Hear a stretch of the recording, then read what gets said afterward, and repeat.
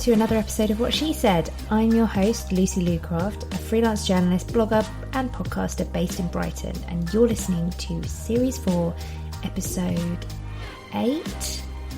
No, is it 7? It's Episode 7, Conflicting Values. In this solo episode, I am going to chat about some of the conflicts that have come up for me when it comes to my many, many values. It's one I'm kind of in the midst of working through, so forgive any nonsense that comes out of my mouth. But keep me accountable. If I say something offensive, tell me, always. I really hope I won't, but you know. Before I jump in, here's a quick reminder to subscribe to the show so that you don't miss any episodes, and to rate and review it too if the mood takes you. Okay, that's it. Let's dive in. Have you ever been called out or in, or thought you were woke and had to Google it, or found that even though you feel super passionately about a boycott, you just really want that piece of hugely unethical chocolate? I'm with you. I'm pretty sure we all are. So in my quest for full transparency, I wanted to share a few of the inner conflicts that I'm having at the moment and what I'm doing about it. It's not going to be a how-to post or anything like that. It's really just a few of the conflicts that I'm having, a little insight into my brain, where it's at, and probably not much resolution to it. I guess it's a conversation starter. Speaking of which, if you want to start the conversation, always come find me over on social. I'm on Twitter at Lucy Lucraft. I'm on Instagram at Lucy Lucraft. Or you can use the hashtag What She Said Podcast across anything. So, number 1, motherhood versus myself. It's the title of a really good superhero movie, is it? This one is so loaded, and it should really come under the banner of mum guilt.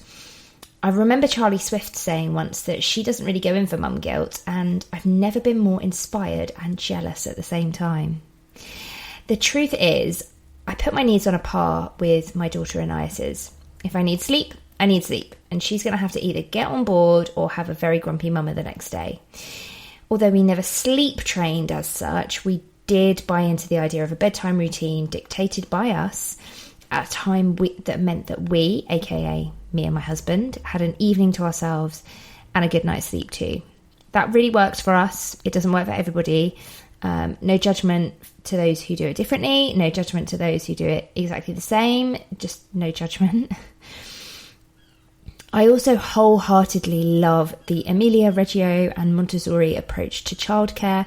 I don't agree with traditional school structures. Anais is given a whole heap of independence, and we don't enforce strict rules around anything really, bar teeth brushing, because teeth. But I acknowledge my privilege here. I can afford childcare, and I work from home, and I have support. I've got my husband, we've got family. Even though they're not close by, we have family that can help us, and loads more. And even with all of that, I still choose to prioritise myself sometimes, and I'm okay with that. Even though, yes, having a child is a blessing and a choice, and I'm doing it again because I'm pregnant, I still get to avoid soft play and play dates because they are hell. That's all. Number 2, disordered eating and veganism. This is a tricky one. So I will talk a little bit more about this another day, but since teenhood, I don't know, is that a word? I have suffered with both eating disorders and subsequently post-recovery disordered eating. After we moved to Brighton, and certainly when I got pregnant again, this reared its ugly head in a big way. So I sought help, therapy and a nutritionist. I, aka my therapist, quickly realised I had used veganism as a way to legitimise and hide my disordered eating. That was super manageable before I started growing a human and could live on endless coffee and minimal meals. But morning sickness decreed I needed to eat, and eat quickly. And I guess maternal instinct, whatever, kicked in, and there was just no way that I was going to deprive myself and my baby, even though I felt as though I was doing it very begrudgingly. So I also discovered through the GP and my lovely nutritionist Rose that I was deficient in a fair few vitamins. I don't want to cast aspersions or even talk about how to have a healthy vegan pregnancy, because you can do it, and it's entirely possible to get everything bar vitamin B12 through in sufficient quantities through a vegan diet, a balanced vegan diet, which is not the diet I had. So I'm not holding myself up as a paragon of vegan virtue.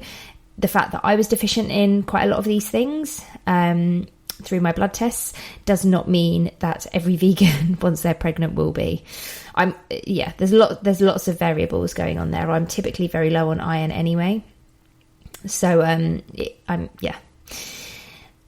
So where's the conflict then? Well, I became vegan for ethical and environmental reasons, along with quite a few others. And if you want to learn about that, you can listen to those reasons on the Podmas episode from 2017, which I will link in the show notes. But clearly this has become very mixed up in my own shiz, for want of a better word. I'm trying to keep it clean. And quite honestly, I didn't feel great. The amount of chickpeas that I ate, the amount of lentils that I ate, and I didn't particularly enjoy eating them, bar in hummus, which I love. I'm Arab, so that would be ridiculous if I didn't like hummus. I didn't feel great. They don't agree with me. And my skin was terrible. I was really low in energy.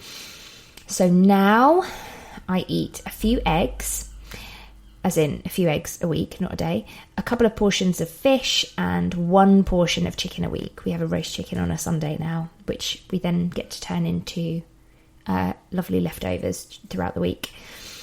Obviously, this is all ethically sourced, etc., although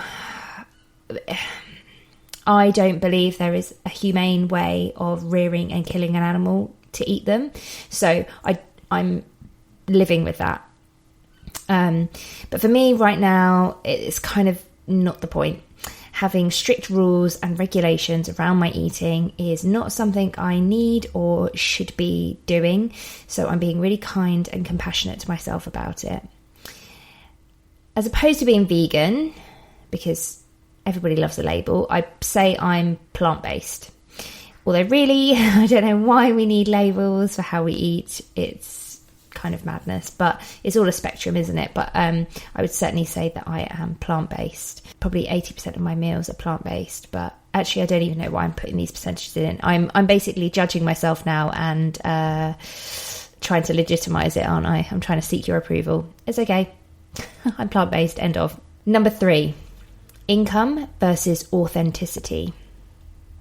This one is more clear-cut, I guess, but loaded with layers of privilege and emotion. First off, I don't think the two are mutually exclusive. I just want to say that right away because, yeah. But this has been a conflict coming up for me this year as I've tried new things, as I've failed at things, as I've flexed my muscles in certain areas and struggled to maintain consistent income. The biggest issue for me, affiliate income. I do have some ethical affiliates, Mooncup, Etsy, Thinks, but the majority of that income comes through travel bookings or Amazon. And Amazon is not even remotely ethical. Can I afford to drop it? Not really. But should I?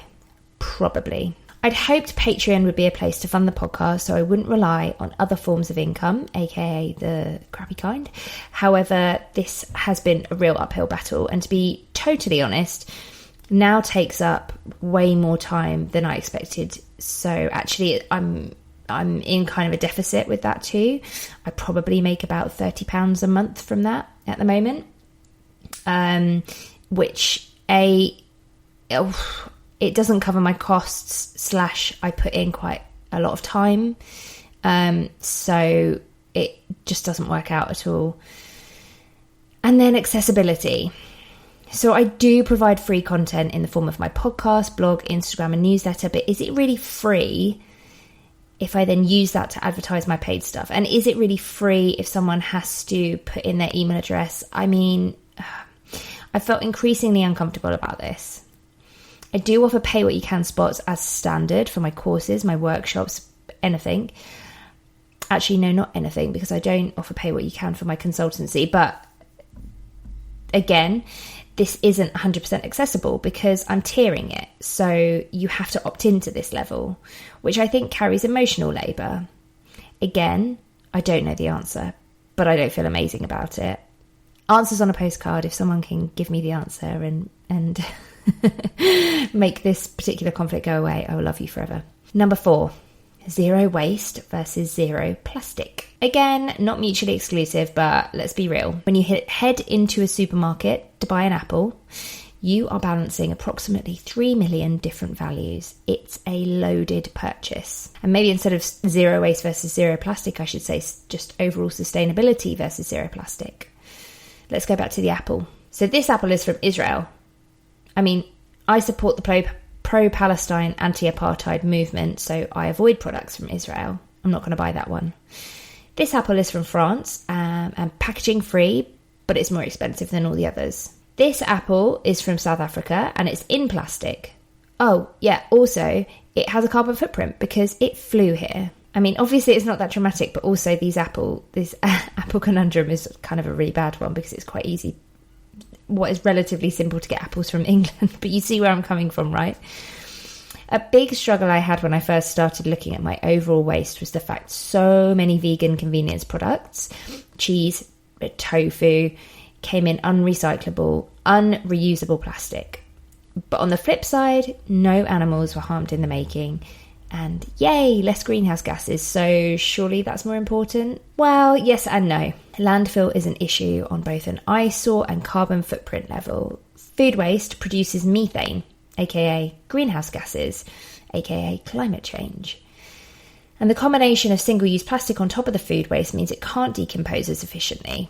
Anybody who's ever tried to compost knows the delicate balancing act of green versus brown waste. Of course, plastic doesn't decompose at all, but the fact that there are layers of it on top of the waste that could theoretically decompose means nothing does it very well at all. At a push, I opt for reducing my plastic waste, not reducing my use, although my usage of plastic is also fairly low because I'm able to compost my food waste. I'm plant-based, so it's not particularly hideous to do. Oh, I haven't even talked about water, which stops me from recycling too many glass jars. So that's a whole other thing. Number 5, faith versus, well, everything. This might be emotive too. Until fairly recently, I went to church every week. But I stopped for a few reasons, although I still read the Bible and I pray daily. This fact often surprises people because A, I don't really talk about it that much, and B, I don't know, I guess I don't seem like the stereotypical churchgoer. I'm half Egyptian, and although there are Coptic Christians in Egypt, the majority of folk are Muslim. Anyway, I have a lot of issues with the church. A lot. I don't agree with a lot of the teaching, particularly when it comes to women. I'm wholeheartedly pro-choice.